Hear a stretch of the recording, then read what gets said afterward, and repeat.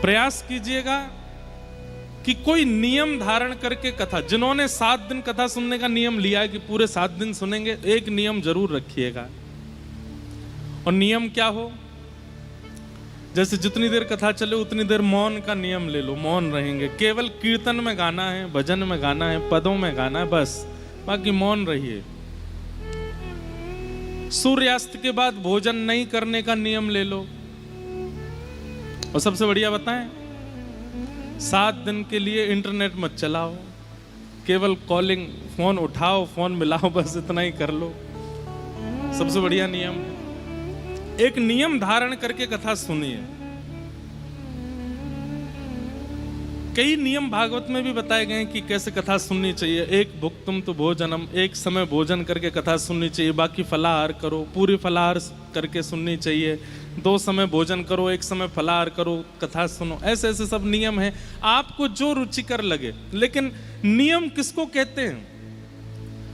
जो बहुत आसानी से हो जाए वो नियम नहीं होता।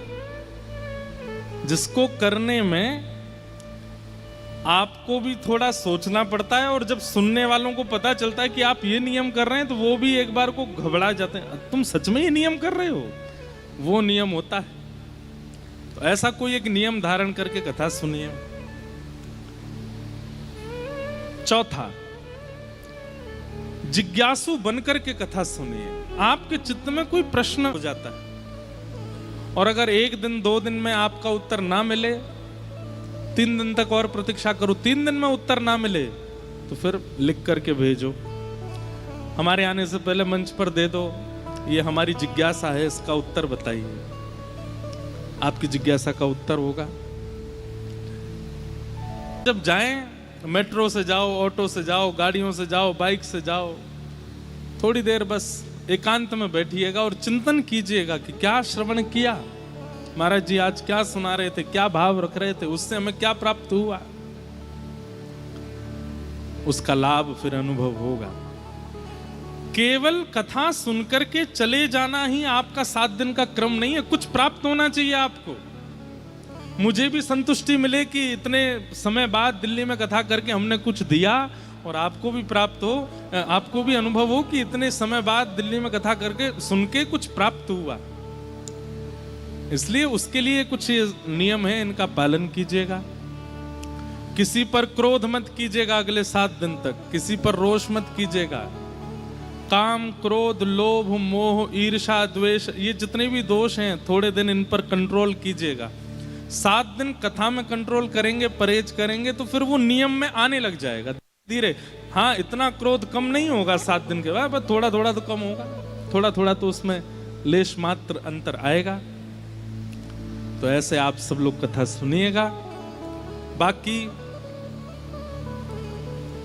आज प्रथम दिन है कथा का।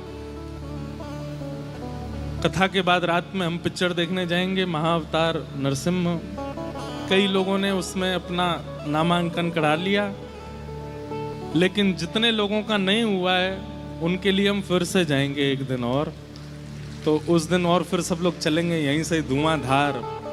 वो पिक्चर देखने नहीं जा रहे हैं, हम नरसिंह भगवान का दर्शन करने जा रहे हैं, प्रहलाद जी महाराज का दर्शन करने जा रहे हैं।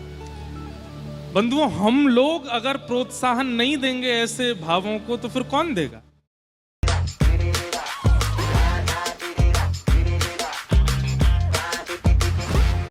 तो फिर कौन देगा? ऐसी ऐसी पिक्चर आती हैं हमारे भारत राष्ट्र में जिनका कोई सिर पैर नहीं है, जिनका कोई अस्तित्व नहीं है, जो युवाओं को भटकाने का काम कर रहे हैं। उनको 400-400, 500-500 करोड़ की कमाई करवा देते हैं हम लोग, और जिनसे हमें साक्षात प्रभु का साक्षात्कार हो रहा है, बच्चों के जीवन में भक्ति प्रकट हो रही है, उनकी कमाई ऐसे बढ़ती है जैसे कोई धीमे धीमे। ऐसे नहीं होना चाहिए। भक्ति का पथ चुना है, कथाएं चुनी हैं, श्री किशोरी जी को चुना है, वृंदावन को चुना है, तो आपका दायित्व बनता है कि ऐसे ऐसे भावों को आप खूब प्रोत्साहित करो। उसके लिए अपने जरूरी से जरूरी काम छोड़ करके जाओ, देखो ऐसी पिक्चरों को, बच्चों को लेकर के जाओ, दिखाओ उनको। क्या स्पाइडरमैन देखते हो, क्या बैटमैन देखते हो, क्या आप दुनिया भर के, लो ये देखो सुप्रीम मैन देखो, कौन? साक्षात नरसिंह भगवान। कैसे लगते हैं, कैसे अद्भुत दिखते हैं। आप जब पिक्चर देखेंगे तो आपको ऐसा ही लगेगा कि आप कथा सुन रहे हो, क्योंकि कथाओं में जैसी लीला बताई जाती वैसा ही है वहां पर सब। तो जरूर आज भी जाएंगे, फिर एक दिन और जाएंगे। कल कथा होगी, क्योंकि हम बहुत लंबी यात्रा से आए, इसलिए थोड़ा विश्राम एक दिन का हमको चाहिए। कल हम थोड़ा विश्राम कर लेंगे, फिर कथा सुनाएंगे। परसों दीक्षा का क्रम है। यहाँ सुबह जितने लोगों की दीक्षा वृंदावन में नहीं हो पाई, वो लोग यहाँ परसों दीक्षा लेंगे। दीक्षा जिनकी नहीं है वो लोग सुबह मत आइएगा। केवल जिनकी दीक्षा है और जिनकी दीक्षा पहले हो चुकी है वे ही लोग यहाँ उपस्थित रहेंगे। फिर यहाँ दीक्षा का क्रम होगा। 4 और 5 तारीख को 4 तारीख को नंदोत्सव होगा कथा में। ठाकुर जी का मंगल नंदोत्सव मनाएंगे। 5 तारीख को 56 भोग होगा। 6 तारीख को रुक्मणी विवाह उत्सव और रास पंचाध्याय की कथा होगी। 7 तारीख को प्यारे गिरधर लाल जी का हिंडोला उत्सव है। और थोड़ा हो सकता है कि कथा का समय आगे पीछे हो, तो वो हम पहले ही बता देंगे आपको कि समय कथा का क्या है। क्योंकि 6 तारीख को हम कथा करके रात में चले जाएंगे वृंदावन, क्योंकि मेरा नियम है कि अपने जन्मदिन पर अगर हम वृंदावन के आसपास हैं तो प्रथम दर्शन श्री राधारमण जी का करते हैं, दूसरा दर्शन श्री यमुना जी का करते हैं, तीसरा दर्शन लता कुंजों का तटीय स्थान जाकर के करते हैं, चौथा दर्शन संत महापुरुषों का करते हैं और 5वां दर्शन ब्रजवासियों का करके तब फिर हम वापस दिल्ली आ जाएंगे। फिर यहाँ कथा होगी, हिंडोला उत्सव होगा। खूब सारे कलाकार आ रहे हैं। हम हमारे जितने मित्र हैं, जितने हमारे प्रेमी हैं, सबको बुलाया है, सब आ रहे हैं। सबके साथ आनंद करेंगे। कई संत महापुरुष भी आ रहे हैं। कौन कौन आ रहे हैं नाम नहीं बताऊंगा मैं, बस आ रहे हैं। अच्छे अच्छे सब हमारे मित्रजन सब लोग आ रहे हैं। दिल्ली में उत्सव है तो फिर सबको सौभाग्य की इच्छा रहती है। यहाँ के इतने प्रेमी जन हैं, इसलिए यहाँ पर इस बार हिंडोला उत्सव बड़े आनंद से करेंगे। तो आप सब लोग 7 तारीख को तो पूरा दिन ही खाली रख के आना। उस दिन पता नहीं कौन सा डे है, शनिवार रविवार तो है नहीं, पर अगर आपका काम है, आपकी कोई जॉब है, आप कहीं कुछ हो तो आराम करने के लिए जैसे बीमारी का बहाना लगा देते हो, ऐसे कोई बहाना लगा के आ जाना। उस दिन तो पूरा दिन यहीं रहिएगा। खूब धुआंधार आनंद करेंगे। प्यारे गिरधर लाल जी को खूब झूला झुलाएंगे। और फिर 7 तारीख को हम आप सब लोगों को प्रणाम करके फिर यहाँ से आगे प्रस्थान करेंगे।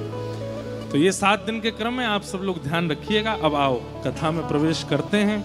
बीच बीच में व्रज भाव वृंदावन की स्मृति आती जाएगी किशोरी जी की कृपा से, तो वो सब भी स्मरण करते रहेंगे। बोलो वृंदावन बिहारी लाल।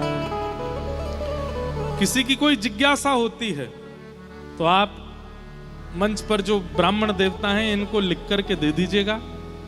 पहले ये पढ़ेंगे और ये पढ़ करके फिर हमको बताएंगे। जो बताने योग्य होगा उसका उत्तर हम मंच से देंगे। बाकी मिलने का ऐसा कोई क्रम इस बार रखा नहीं, क्योंकि दिल्ली बहुत दिन बाद आए तो हमको वैसे ही बहुत लोगों ने पकड़ लिया है। कभी कहीं कभी कहीं कभी कहीं, ऐसे आना जाना बहुत है। लेकिन 7 तारीख को हम सबसे मिलेंगे, सबके पास आएंगे, सबसे आप लोगों के हाथ जोड़ जोड़ करके सबका आशीष स्वीकार कर लेंगे। तो अभी कथा में प्रवेश करते हैं। आज प्रथम दिन है तो महात्म की चर्चा, भागवत जी का महात्म।